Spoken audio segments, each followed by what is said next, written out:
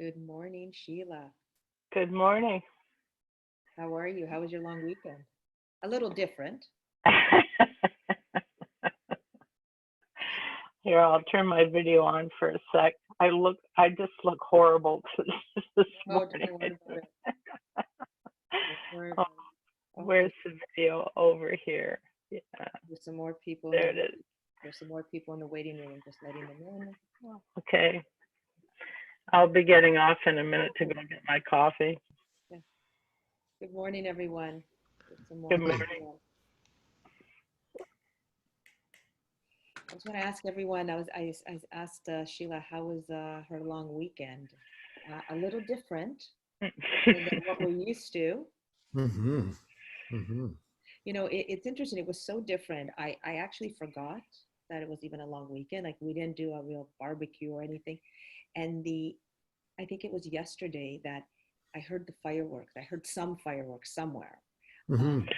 Oh, wow. outside. And I just, for a second, it took me back how things used to be. Like, oh, okay, now, hold on.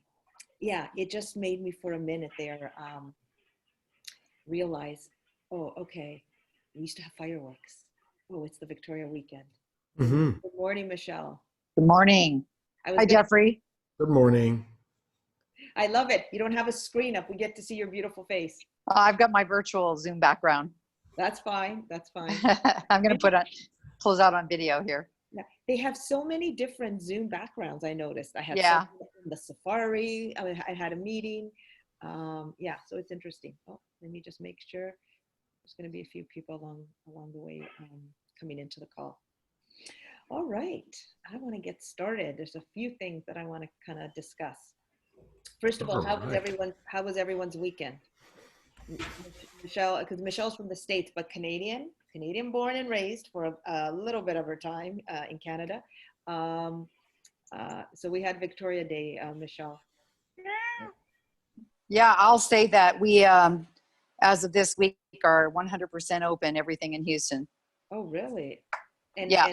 And what's that like?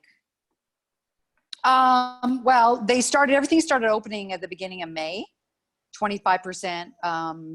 And then today or Monday, everything else started to open, movie theaters, bowling alleys. Mm-hmm. Our cases for COVID-19 in Texas are very low, especially in Houston. So we actually, during the whole pandemic, they've been very low. We have not had large numbers, but we're also the lowest on the scale for testing.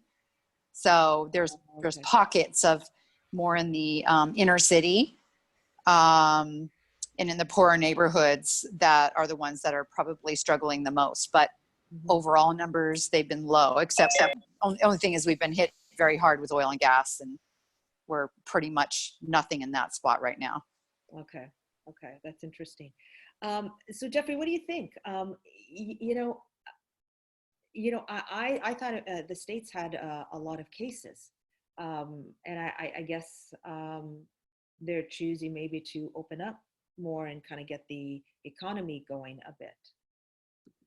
Yeah, I think that we are constantly, throughout this period, trying to balance economic well-being versus physical well-being.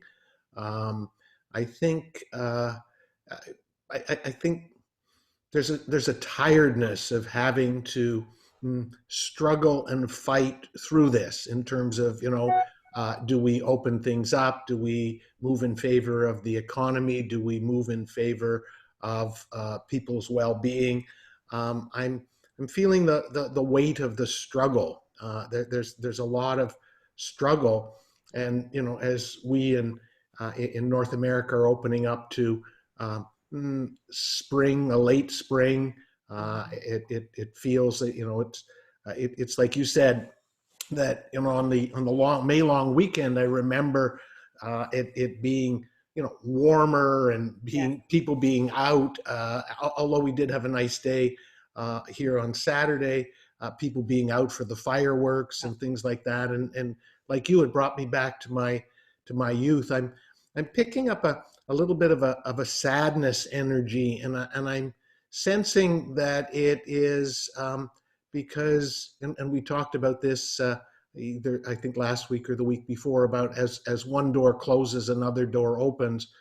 But there's this sadness that we're saying goodbye to an era. We're saying goodbye to That's the it. way things used to be. Yes. And I think that's probably what you were picking up Mhm. when you heard the fireworks. When we Yeah. went to bed, we heard them as well. And there's this rush of memories, Right. from past that came in. And so I think we're going through that grieving period where life as we know it is no longer, that we're going to have to embark on a new way of living. And, as I said a few weeks ago, it is important to take some time to be okay with that, not rush in to the new. For some people, the new is going to be exciting. And for some people, the new is going to be treacherous and difficult and very challenging. But we're all going to be facing new. We're all going to be facing new. And we're going to go through this period as things open up where we look back, and in some cases, unfortunately, in too many cases, we criticize how things were handled. We look at how we could have handled it differently. And there's a real possibility of some infighting because we should have done that and we should have done this. And that gets us stuck because we're resisting saying goodbye to the fact that it's over. It's the life as we know it is over, and there's a whole new chapter in our human history that we're beginning. So I'm a big fan of staying there and appreciate the old and do it in that reminiscing way. As like, oh yeah, I remember, we used to call it Firecracker Weekend or Firecracker Day, or, and reminisce, Yeah. but then let it go and settle into the possibilities of creating a new future. And I think that's what it was. Can I say something to that? Yes, Sorry go to interrupt. ahead. No. So thank you for that comment, Jeffrey. So example, they opened up Macy's, and my husband and I decided, let's go in Macy's and see kind of what it looks like, and just to kind of feel some kind of normalcy. Mhm. And so I walked in, and the first thing I saw is all the Easter dresses, because when things started to close down, of course, the Easter inventory was coming in for buying. And I went, wow, that's where things left off. And here's where we are. They're trying to pick up from there. But when I walked in, I was triggered from a sense of, it was a very low, morbid energy, and very sad, as you just said. And I thought, wow, there wasn't many people in there. And I said, I have to get out of here, because it reminded me still of what things were when things closed down, and then where we're at now. And I was very triggered by a lot of sad energy. And also too, what's going on is, for me, back in March, I deferred a lot of my creditors. My 90-day deferment is up now, June 1st. And now my creditors are coming after me to pay my bills, where I still have not made any income. My business is still at a standstill, all three of my businesses, and I'm working hard at pivoting. So there's a lot of now stress with that.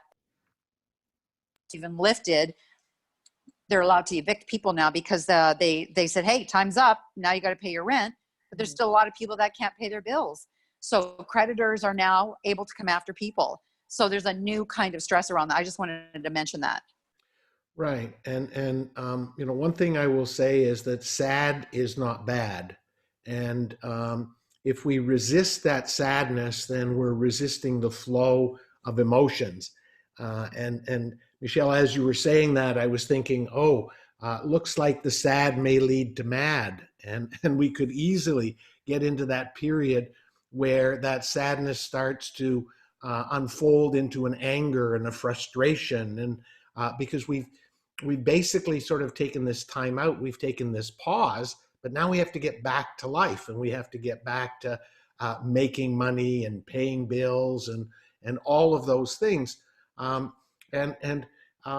think this is really, really an important time, because while we were in self-isolation, we were sort of with our time out. And so whatever we did because the world was sort of at a standstill. But now that the world is starting to open again, it's going to be really, really critical that we have the right attitude and the right energy to begin this new creation, this creating anew, so to speak. And I'm a big fan that feelings are truth and you have to feel them. And I know when I was picking up the sadness yesterday and even this morning, it was like, well, you know, is that my sadness or is it the collective sadness? And then it was like, it doesn't really matter. If you're feeling sad, then just be in the sadness and allow it to move. And here I was before I got in this call. It's like, oh my God, you know, you can't get on the call feeling sad and having all of that. You're supposed to be able to talk and motivate people and empower them. But then I realized there was this voice in my head saying, just be with it, and it will pass. And so be with the sadness and be with the anger and the madness, because it's going to come up. It's going to come up because we're going to get back to normal. We're going to see where we left off, and we're going to see that we don't have the life that we used to have, that we can't pick up. You can't take off 3 months and then just start again pretending it wasn't there. We went through a lot of stuff, whether you were just in self-isolation or whether you were affected by the virus, or someone you knew was affected by the virus. We've got the physical challenges, the mental, emotional. We talked about that last week. The fear coming up. Things are opening up. Are you feeling comfortable now going into the stores? So be gentle with yourself as these emotions start to come up, and don't rush them. Don't rush them, and don't resist them, and don't try to make them go away, because there is a process. It's like a detox, and if you allow yourself to feel fully, then you're going to be able to detox what was built up. Again, just like there's the physical problems of the virus, there's these emotional problems. Even if you weren't affected or you don't know anyone that was affected, you definitely are susceptible to the emotional traumas that we all faced. So. Yeah, you know what? That is a really good point, Jeffrey. And I think that's what's happening now that things are opening up. I find there's been a bit of a switch in our emotions. As much as we're excited at moments to go back to feeling normal or being out, I think there's also, what does that look like? And I know for me, I said to my husband, we were having dinner with the kids, and I went, it's interesting. You would hear about World War I, where things changed, World War II, the Great Depression. I never thought that in my lifetime, where the time that I live is going to be such a big part of the shift in the world. Mm-hmm. And I think and what I mean by that is, I think we were going along as people, and yes, there were changes, technology was coming, but not these major, like, catastrophic situations where you saw that, there were people who died, when you think of history, what we study. And this is a period that we're going to have like that, where we are happy. Mm-hmm. We are definitely in the midst of something really big that I don't think anyone has experienced in their lifetime. It's different than war, because war tends to be, one side against the other. And our war this time is against an invisible enemy, a non-living organism, a virus. And so no one has experienced it. And I think you're right. This is the great inventions.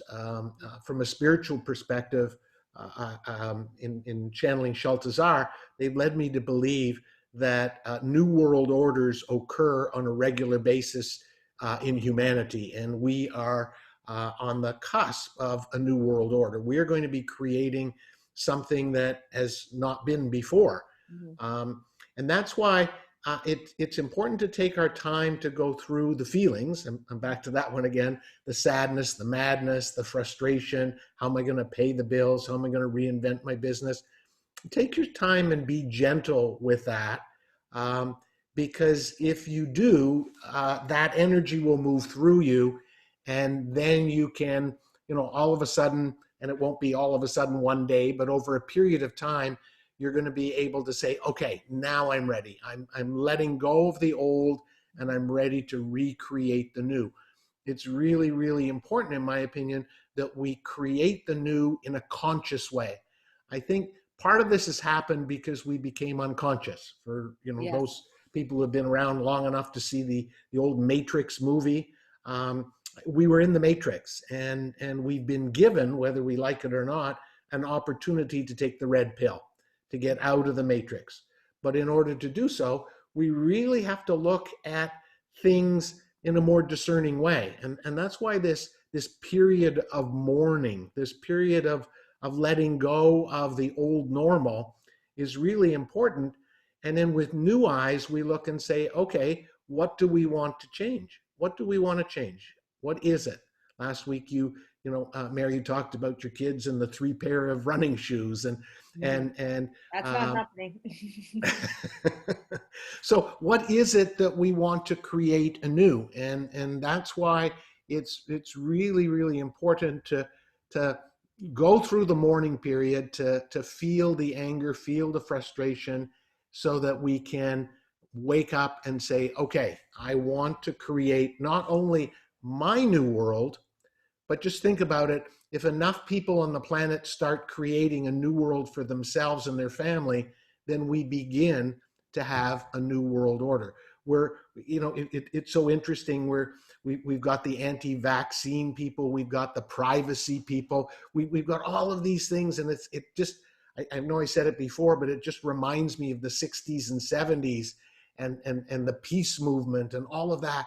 We need to rise, we need to let this stuff rise up to the surface, but it's really, really important that we have meaningful conversations. I don't think that we need to change with confrontation. I think we should be having meaningful conversations. And I think it's really important that as citizens of planet Earth, we should be starting to get together with our networks and our groups and say, how do we want to change? What was wrong with the old way? How do we want to change the new way? What are our values? What are our beliefs? We've been inheriting beliefs that have been handed down to us from generation to generation. Mary, you and I have talked about it, how unconsciously we pick up the beliefs that our parents taught us, and we're passing it on to our kids. It's time to stop and say, whoa, do I really believe that? Do I really believe what I was told? That you have to work hard to get ahead? Well, with all technology, is it possible to get ahead without working hard? I don't know. I think it is. I'm loving that. No. Right, exactly. Well, by having new creativity, it doesn't have to be working hard. And so surfacing those old beliefs, and what I would highly recommend, there I am with that list stuff again, is start to write down your beliefs. And how to do that is just start writing down the things that pop into your head, right? And you'll probably recognize them coming from a parent or from someone else. The old money doesn't grow on trees. Well, that's a very limited mentality.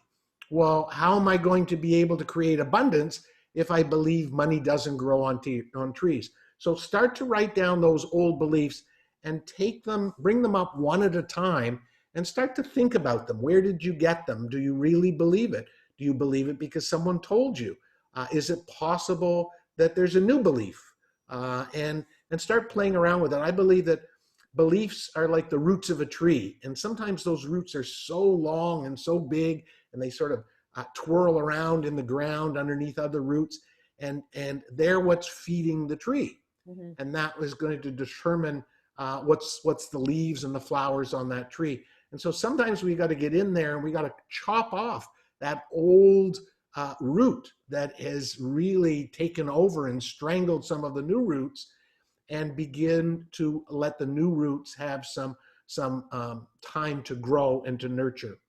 So take those old beliefs and really start reflecting and examining them, saying, am I believing this because I was told it, or am I believing it because I truly believe it's reality, it's truth? Because your beliefs, they could be, and we've talked about this where some are more they're not serving you as well, but others that you gravitate to them. So for example, I remember the money doesn't grow on trees, which work hard, be happy the job you have. I remember my grandmother saying, but then I've had other things where I grew up with very strong women who I didn't even realize there was a glass ceiling to shatter. I just believed there wasn't even a glass ceiling. And so I've said that to my daughter, but I have also caught myself saying to my children, you got to work hard. And I'm like, hold on a minute. Does that make sense anymore? Mm-hmm. And when I said that I wasn't going to do work on the weekends with my family, Preciosa, you'll be happy to know I have stuck to it. And I thought the whole company would fall apart if I didn't do that. But we've actually grown more because I think I've become more relaxed, refreshed, time with my family, and business still gets done. So for me, that was a big eye opener. Well, and you raise a great point, and that's that when we start to let go of some of our old beliefs, we have to try out the new ones, right? Mm-hmm. And so you had the courage to try out this. And it made me uncomfortable. Don't get me wrong. There were moments I wanted to jump in. Right. But by testing it out, you disprove the old belief. And that's a real important, thanks for bringing that up. That's a real important part of the process. You can sit there and examine and reflect and say, oh, I want to believe that money does grow on trees, right? Well, if you don't practice it and you don't realize that you can attract abundance, then it just becomes a fairy tale belief. It doesn't become a reality belief. But even what I want to add to that is, I think that's when we think we are in full control. Mm-hmm. So what I mean by that is that if I don't do this, if I don't get it done, if I don't work harder, if I don't, what you're also saying is allow certain things to come to you for the abundance. And that is letting go of control and having faith. Right. And I will tell you from learning, Jeffrey, I'm learning. Oh, you are an excellent student. And that's a difficult one, because how do you believe in something that we don't understand? How do we believe in something that's not logical? And I am having so much fun allowing my spiritual beliefs to come into reality and testing them out. I had a client yesterday who was interesting. He's a very spiritual young man. He's around 33. And he really, he's a meditator, and he has this part of him that, he'll meditate for hours and hours, but then he also has this other part of him that is driven. He was, he's in business, he's an IT consultant, and he's having this inner conflict because he would love to be able to be more spiritual, but he believes if he does, he's going to not make any money, because you can't attract money by being, in this spiritual place. He has this belief that if you become too allowing, it's laissez-faire and nothing will happen. And that's not true. I don't believe it's true. I believe all creation comes from the yin and the yang, the masculine and the feminine. And it's just how you approach your doing that's the difference. But the belief that he has is keeping him stuck in an inner conflict, because he hates having to produce and drive and have to get it done. But he believes if he sits back and meditates, nothing will come. So you can see that beliefs can create a misalignment and can create an inner conflict. And of course, you won't get anything. So there's an opportunity for you to look at those beliefs, test them out, and test them out in a small way. I teach a lot of people about intuition, and I love teaching people how to connect to their intuition. And don't use your intuition in something that's too life-changing. As the stores open up and people are going to flock back to Yorkdale, use your intuition to get a parking spot, right? I mean, now the parking lot's empty, but try to use your intuition in smaller ways to begin to exercise it. So as you create these new beliefs, try them out, test them out so that you can create new neural pathways where this new belief is anchored in an experience. Because that's the only way your brain's going to believe it, is if you try something new and it creates something positive, then you've sent this message to your brain, oh, I can do that again. And I think it's important too, because as we change, you know, anyone who has children, you're changing how your children are going to see things, their mindset, what their beliefs are. You know, I had it's so funny, on the week, my husband and I were cracking up laughing. We could hear our son having a disagreement with a friend while they were playing a video game, but he was using language, very spiritual language, like, you know, I don't like your energy. I will not play. So it was interesting that they're listening and they're watching how we're doing things. So I think that's very important. And I think those are some of the big lessons that we're teaching them for the rest of their life. Absolutely. And not only our kids, but you will affect change in others, not by telling them that you're doing things differently, but by them watching. I know when I went on my journey of self-discovery, people would start to look at me and say, well, what did you do different? And, you know, what are you on? Can I get some of that? And because, and so people will change because they will notice you changing in a positive way. Mm-hmm. And in that way, you will inspire them to change as well. So, but just a bit of a caveat to that, you don't go out and have to say, oh, you should do this and you should do that, and I've done this, because they're not going to listen to that. They will observe how you've changed, and then probably ask you to share some of that, and then you can share what you're doing. And also the people you attract and the situations that you attract for yourself as well, even in business. Mm-hmm. Maybe the clients that you're attracting before COVID and before you looking at yourself and your beliefs will be different during and after COVID. Absolutely. You know, I'm led to believe that the energy of the planet is shifting, and this ability to connect to intuition, the ability to attract. You know, for a long time, we've heard about the law of attraction, and there are, you know, nobody's ever going to know exactly what it's all about, but there have been a lot of books and the movie, The Secret. I will tell you that it works. There's a lot of nuances to it. Mm-hmm. And the energy of the planet is such that if we start tapping into that invisible energy, just like your son noticed that you know, his friend, the energy wasn't really that great. Mm-hmm. And so tap into energy, tap into the invisible world. There's an opportunity, because I believe the energy of the planet has shifted, and that which is linear and logical, there's an opportunity to shift to the non-logic. Mm-hmm. I channeled something from Sheltazar that's really way, way out there, and I'm still trying to figure it out. It says moving beyond the fourth dimension, and it's basically the fourth dimension is time, and it's telling us that if we can transcend time, we can bring to us what it is we want, which is like, how's that possible? How do you transcend time? And it's so fascinating because we accept time, but time is this limiting belief. And how can we transcend it? How can we think in that a little bit? I'm just going to stop you there for a second. When you say time is a limiting belief, what do you mean by that? If you can expand. Well, I mean, if you look at Michelle was talking about June 1st is coming up, and my creditors want to get paid. So there's this limitation that June 1st comes, and I have from now until June 1st to create money, right?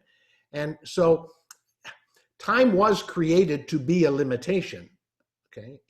I believe in the higher realms, there is no time, there is no space.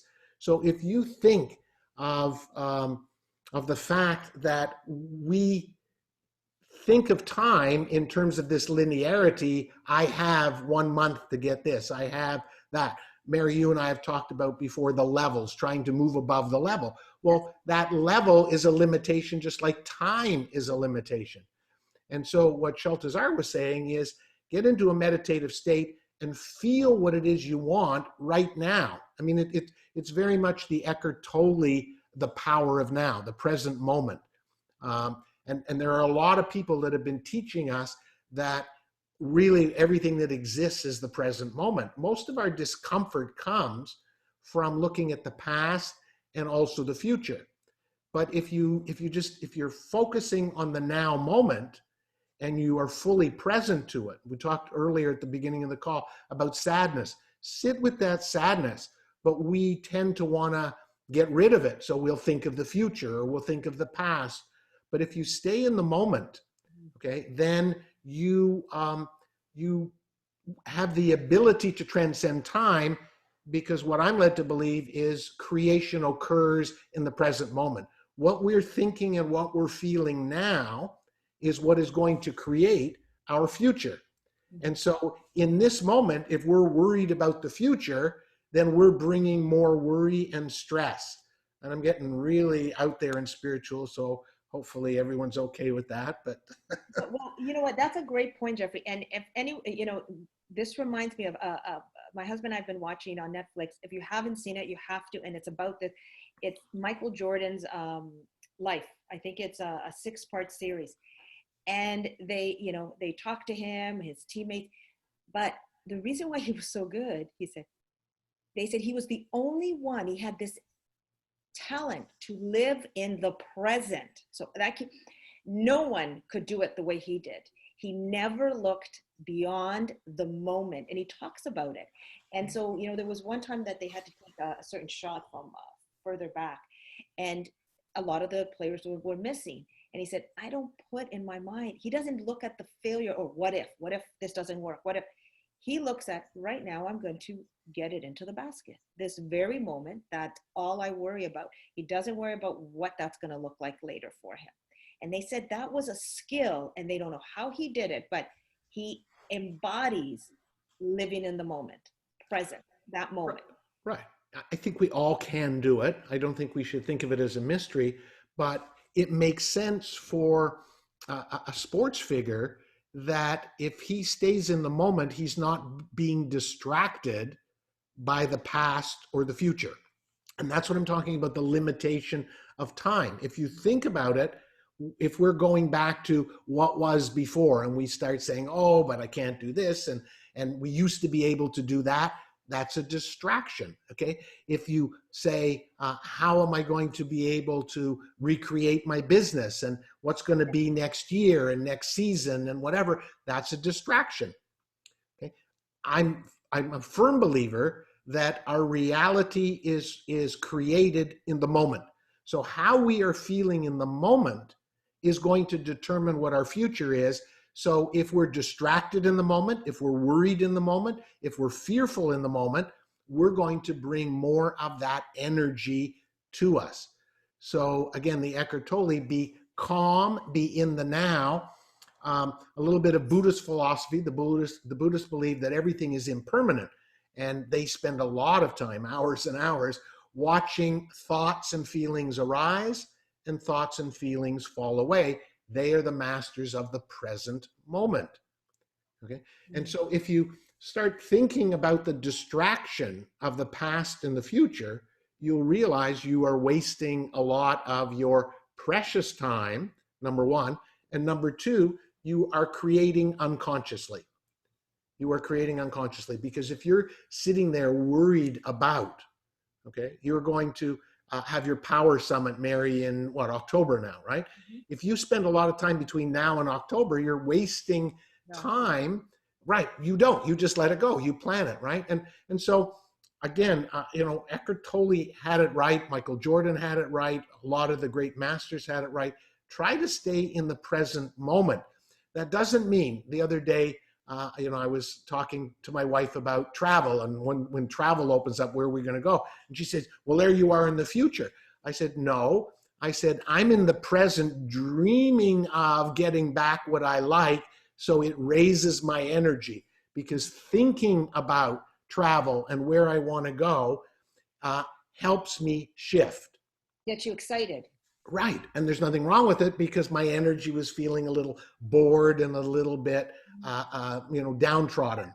Yeah. So you can think about the future, but realize that whatever it is you're thinking about is affecting you in the moment. So it's almost like it's the people who think about the future and want to be there rather than where they are right now. So that frustrates them rather than saying, over dinner, we asked the kids, we all had to answer the question, what's the first thing you're going to do when, isolation is lifted? And I remember when I said, I just want to go for a coffee with a friend, just out and hear the noise and hear people walking. And it took me, it wasn't like I wasn't happy where I was today, but it brought such joy rather than I hate where I am. Can we get to that part? Right. Right. And so you have the essence of it. And it did raise my vibration. That moment at dinner, I felt it. Right. Right. And what Schultzezar would say is that what you really want to do is you want to get the feeling of that future. And so when I talk about travel, I started to imagine and get the feelings of freedom and photo shoots and exploring new things and seeing new nature. And so it wasn't as much dreaming about the travel in the future. It is shifting my vibration so that I could feel it now. Yes. So it's really important when you think about the future, don't think about the future job or vacation. Think about how that future moment will make you feel. Okay. And if you allow yourself to feel it, then you will bring it to you. And that was that whole message, moving above the fourth dimension. What they're saying is stay in the now, okay, and imagine something you want, and then close your eyes and feel like you have it now. And of course, you would say, well, how can I trick myself? I don't have it now. But if you stay in the feeling of it, then you are creating that vibration. And based on my knowledge of the law of attraction and the laws of creation, you are then going to bring that to you. Okay. And that's what Michael Jordan was doing in the moment. He was feeling the basket. He was feeling the next move. He was feeling what he wanted. And then of course it would manifest. So although it sounds a little bit weird, you may want to practice that. And that is just staying in the present moment. Okay. And become aware of being in that moment. If your mind starts to wander to the past or the future, just come back to the present moment. Then take something you greatly desire, but get the feeling of it, right? So if it's a vacation, if it's job, if it's a whole bunch of money, then begin to bring monetary abundance into you and say, okay, what does that feel like now? Oh, I can do whatever I want. I don't have to worry about paying the bills, and just stay with that as long as you possibly can, and then go about your business. And what my belief is that in that moment, you are starting to create a resonance that if you allow it, the universe will conspire and bring you those things in very magical, very interesting ways. No, and you know what? I've seen that. I've seen times when I have just created that feeling, and what comes, and actually what I'm creating and feeling, all of a sudden I can gravitate to it. Right, right, right. And that's the nuances of this. And so again, as we are coming out of COVID-19, as we are going to integrate back into society, try not to get too hung up on what was and what's going to be. I think one of the big things that COVID-19 has done is it stirred up in people that what's going to be next? Is this going to come back again? Are we going to go back into self-isolation? All of those things are distractions because they're taking you into the future, right? And so what I highly recommend is spend some time, write down the things that you want in life, get in touch with the feeling of those things, and spend some time in the present moment just feeling them. You know what? You're absolutely, something that pops up for me is something that was on social media. I just stumbled on it, and it was someone talking about, a woman talking about are you guys going to let your kids go back to school in September? Are they even going to have schools? And the thread that started to appear and happen, if I was feeling great when I got on this moment, boy, the panic, I had to like just get off. The panic and the energy. And the thing that came up, and maybe because we have these calls and, you know, and I'm learning on certain things, is we all don't know. Why am I going to worry about something in September that we do not know how this is going to evolve for September? And I just feel the faith that whatever will be, whether my children have to go online, they will learn how they have to learn. If they get to go into the school, they will learn going into the school. It is, you know, there are moments that, you know, I think, oh, are they going to learn the way we did? Are they going to be educated?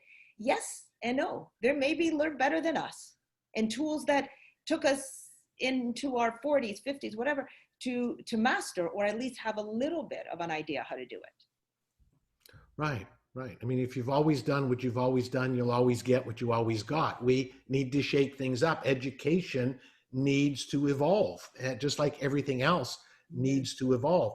And you know, go back to what you were saying. If you get obsessed with this, what's going to be and what's next and what's after the next, just think about the energy that you have in the present moment.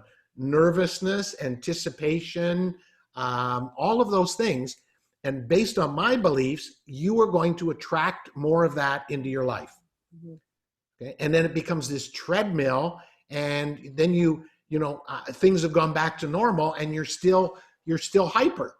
Okay? Mm-hmm. We have to deal with the reality that we have too much content in the world. The internet is really wonderful. It has provided a tremendous opportunity, but it is also created a real potential detriment.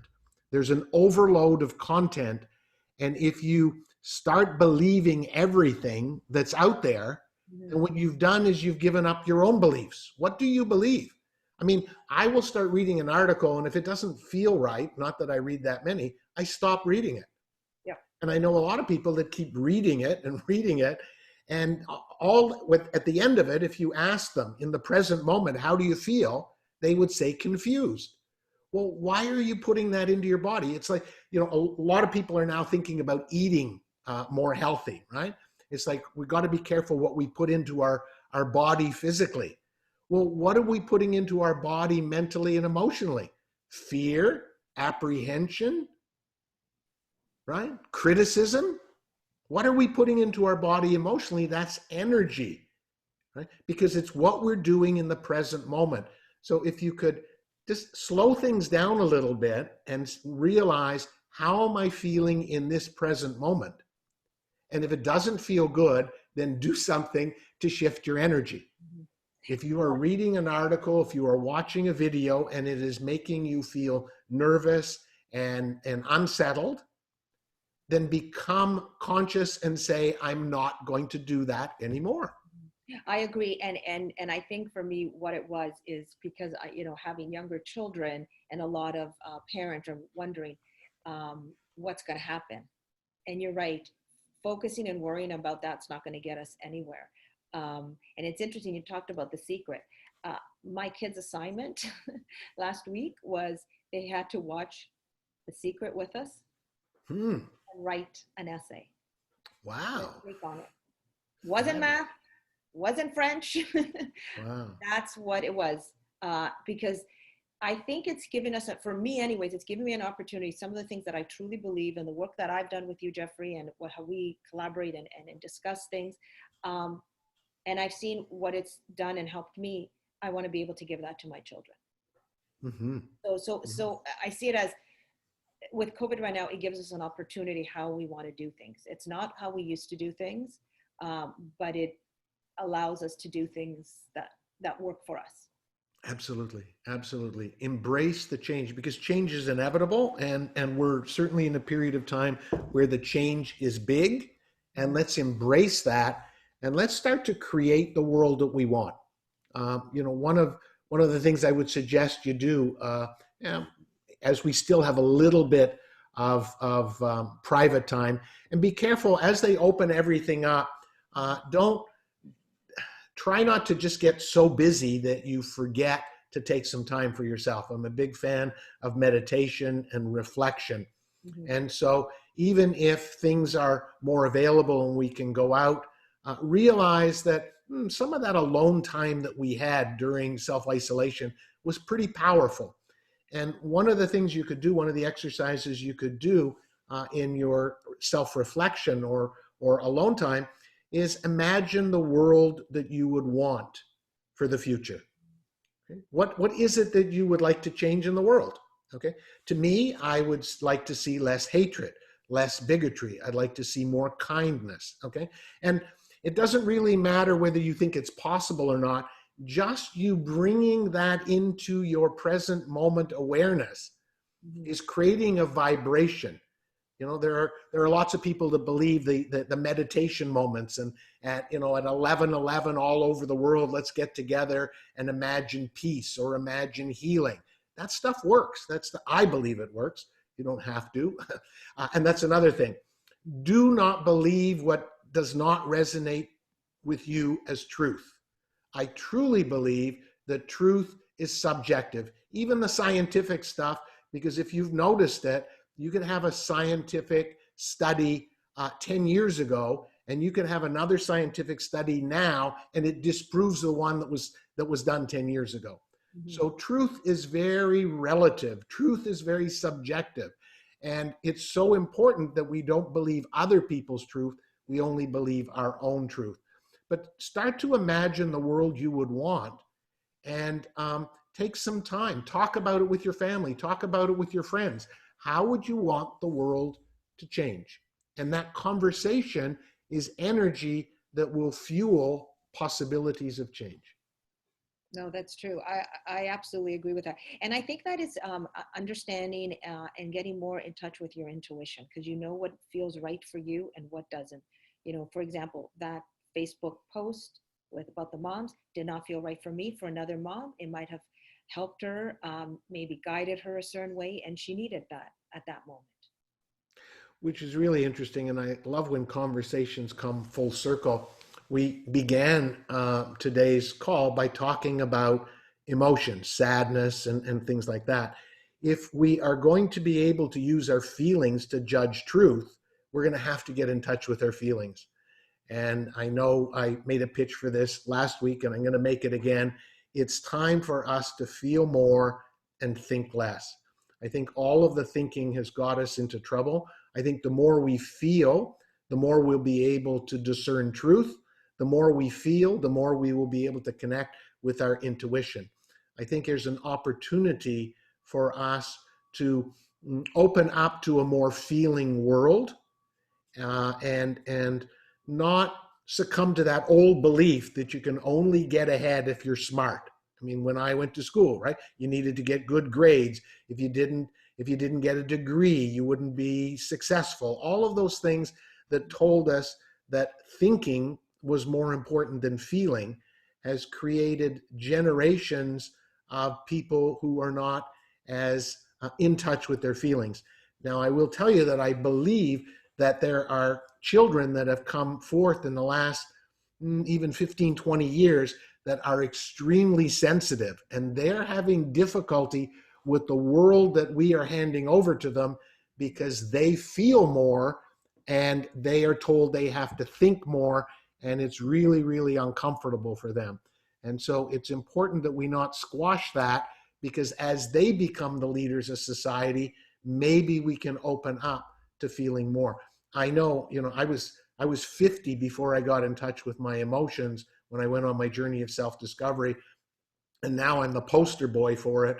We need to be able to feel more, even if those feelings are uncomfortable, because we will be able to see, again, we'll be able to see a whole change, a whole different world those feelings create. And so we have been creating unconsciously for a long time because we haven't been in touch with our feelings. That's really interesting, especially with the next generation of children. You know, I find it fascinating when you said that you went on this spiritual journey. You've mentioned to me that, when you were more that type A driven businessman before, they used to call you Jeff. And yet when you went, so where was the switch where you went on your spiritual journey and then Jeffrey appeared? That's an interesting question, and talk about beliefs. Somewhere I read, and it resonated with me, that your given name relates to your soul purpose, to the reason that you have come forth in this human lifetime. And for whatever reason, it just struck a note that I was given the name Jeffrey, and I allowed it to be shortened. I allowed myself to be Jeff. And if you know, metaphorically, if you look at the change when I allowed myself to be called Jeffrey, when I chose to be called Jeffrey, to this day, when people call me Jeff, it's sort of, I get this tightness. It's like, don't call me Jeff, because Jeff is the shorter version of me. Jeff is that nickname that I allowed myself to be small. And as I became Jeffrey, things changed.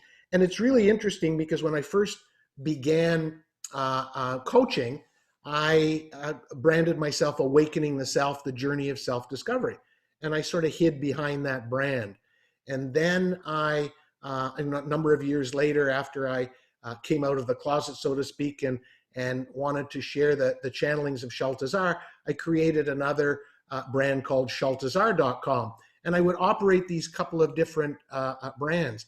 And just last year, part of that evolution of me taking back my full name, Jeffrey, I rebranded myself under JeffreyEisen.com. It's like, here I am. I'm not this Awakening the Self coach. I'm not this channeler.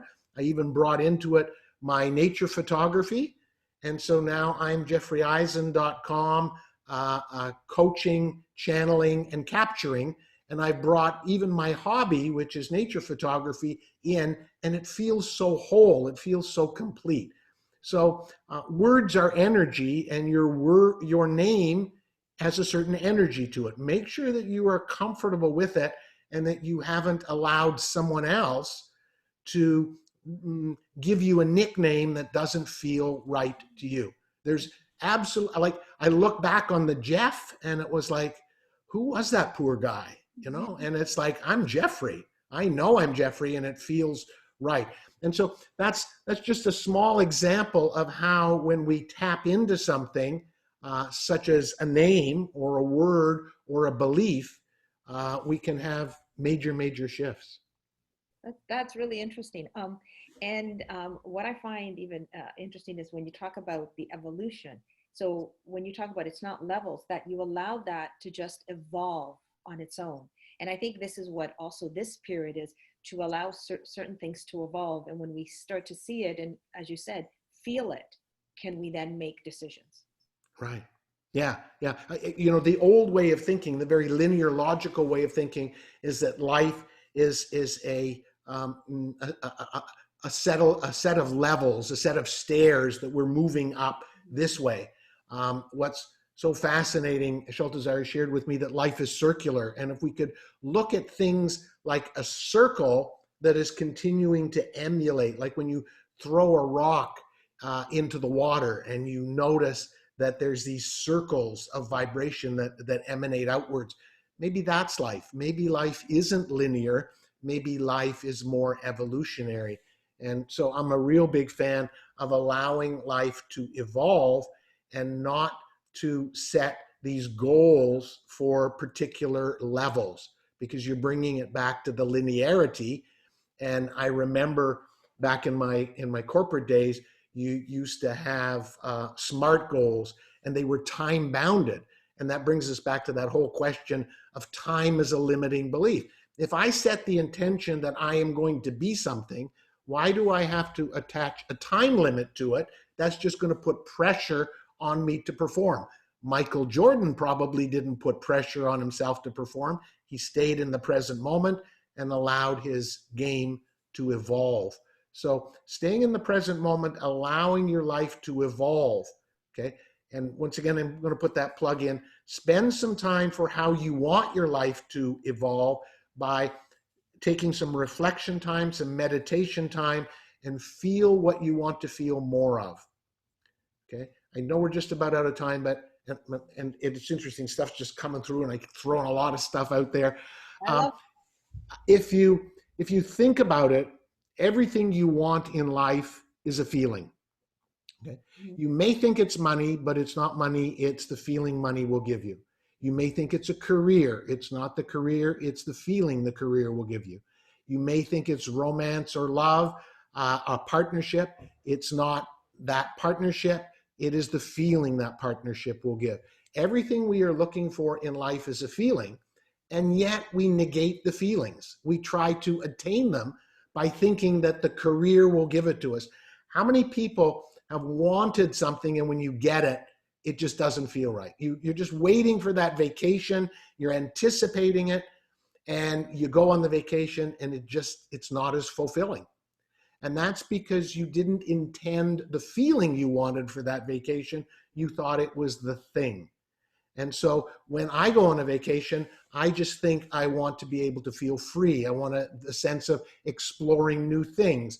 I want a sense of understanding the place I am. I want to be able to find the nature. I want the feeling of the particular nature. I want to be able to see the birds and the trees. I want those feelings because I know that's what I want in life. So focusing on the feelings that you want for the future and doing so in the present moment will allow more of those feelings to come to you. So sit down, think about the things that you think you want in life, and try to get to the feeling that you're really looking for from that. And then spend some time just feeling that. And I think you will find that they will start to come to you. That's amazing. And I want to end on that note because that's an amazing feeling to have. So again, Jeffrey, thank you. This was fantastic. I think we needed this. I think there was, as we said, there was a different shift in energy today, probably coming from out of the long weekend. I hope everyone got something out of this. I know I did. Thank you everyone for being on the call, and I hope to see everyone next week at 10 a.m. Perfect. Thank you so much, everyone. I appreciate your Have a great week, everyone. joining us. Take care. Bye-bye. Bye-bye.